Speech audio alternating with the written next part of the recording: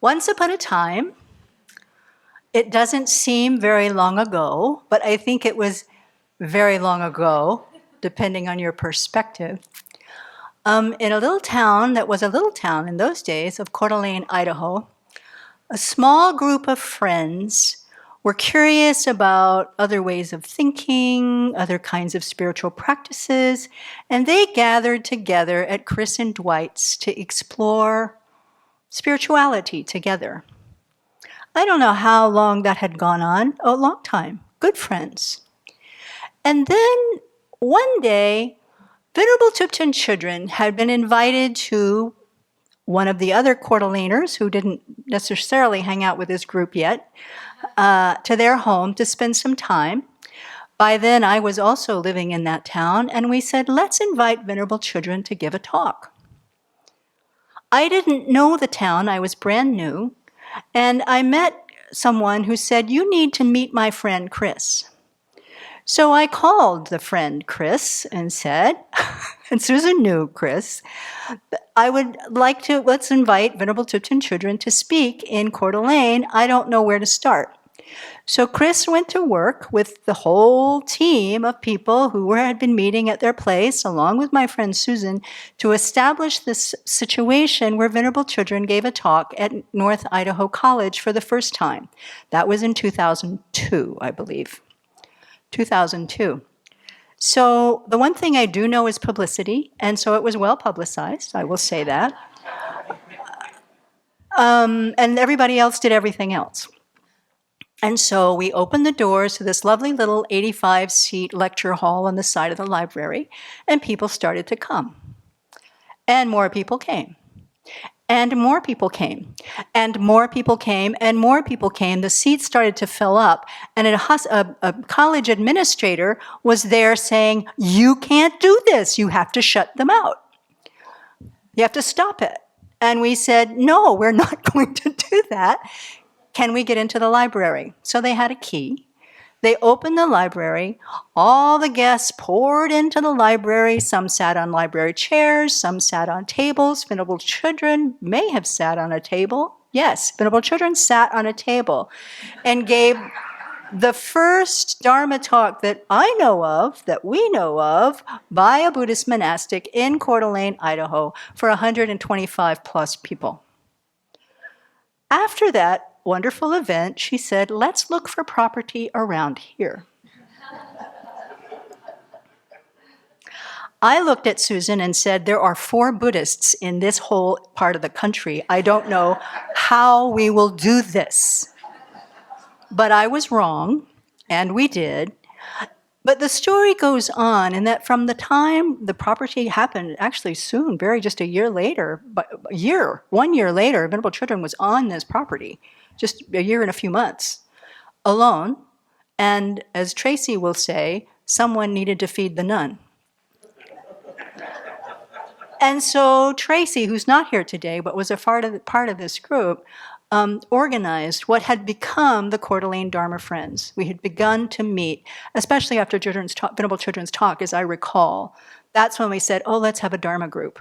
And I must say, I said, I'm busy. I'm really busy. I don't want to lead this.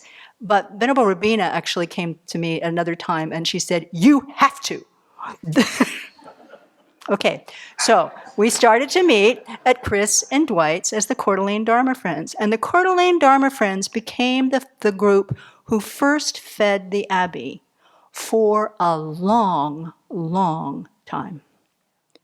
Way before we had really strong connections in Spokane, the Coeur d'Alene Dharma Friends were up here helping, offering service, inviting teachings. Invited Venerable Chodron came down and taught there a few times. We led other kinds of events going on there. We actually invited Khenser Wangdak there. He taught twice in Coeur d'Alene. The Coeur d'Alene Dharma group.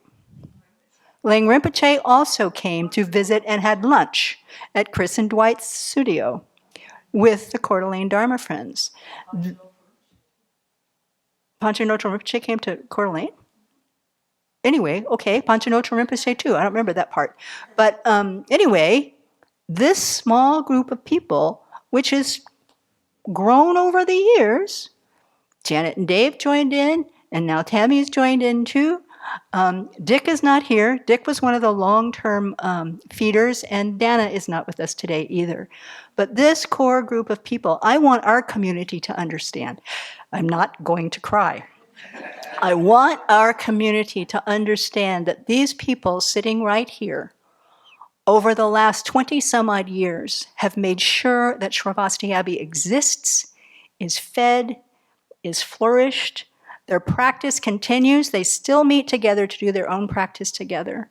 And this is the kind of foundation out of literal grassroots almost that this monastery has grown. And so today, to have most of you here as a representation, we are happy to honor and honored to offer lunch for you today, that you brought food because you're so conditioned to being potluck people. I mean, that's the kind of generosity they have. They never forget that. They always bring something. They are trained from the beginning. When they come to the temple, you make an offering. And that's what Venerable Children taught at Dharma Friendship Foundation, too.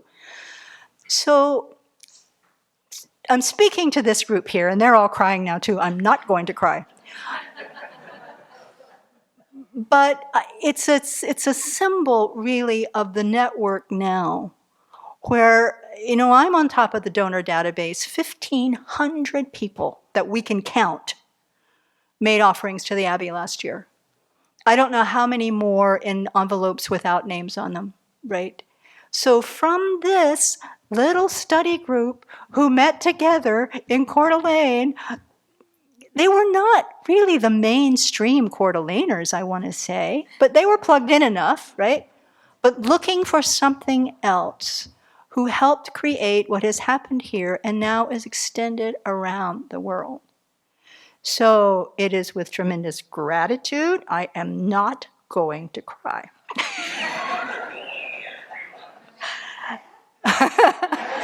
I'm doing okay. Appreciation. And tremendous love and thanks to all of you. Do not doubt for a second in your life as you're dying, when you think about the things that I have done that brought benefit to the world, do not discount for a minute what you have done to help make this Abbey what it is. That's all I need to really say. But to thank you so much and to rejoice in that. And then to say also to the people who are here now for the first time, even Elton and Sweet, everybody who comes, I say this often, everybody who comes leaves their fingerprints on the Abbey.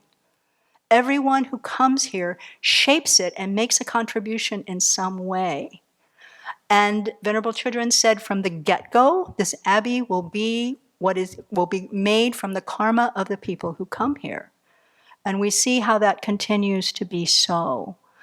And so when we say this is a spiritual home for all sentient beings, that means it is built by the people, for the people, every bit of it. And it is our home together. So thank you so much. Thank you so much for all that you've given. And may we continue to be Dharma friends for the rest of this life, for the next one, go on from there. Venerable Simke has something to add. Yeah. So taking care of this forest for 20 years, came into this not knowing anything what to do. And so Donna and Dana and the whole team would come up here, well, first with the ATV to help us spray weeds. That's right. Then the first thinning we ever did on this property was with Donna's Bummer, up at the top of the four-way stop, which showed us how to take down trees. Donna, Dana, I think Susan's been up, Chris and Dwight. This is part of our hotshot crew about 10, 15, 20 years ago. But I want folks to know that that really inspired us to see what it took, the kind of safety and care that they trained us in how to run saws and how to make sure we're taking care of things. And so they're also part of that little subset. Yeah. Susan took care of the checks, what Venerable Rinch is doing now, that's what she did. I mean, everybody had a place, a specialty. But to just... Yeah, and as far as the grounds, they had lived here for decades. They knew the land. They knew what to do. They knew how to take down a tree. Thank you, Dwight. Dwight, yes. Yeah. Yep. Thank you, Donna. Yep. Yeah. Besides the land, our altar in the meditation hall, Dwight had to figure out how to get it back in there when we moved the hall. We had to take it out and put it back in. The community room, the paint job in there, Dana and Donna did years ago, still holding up. Things like that. There's all kinds of Writing things. studio.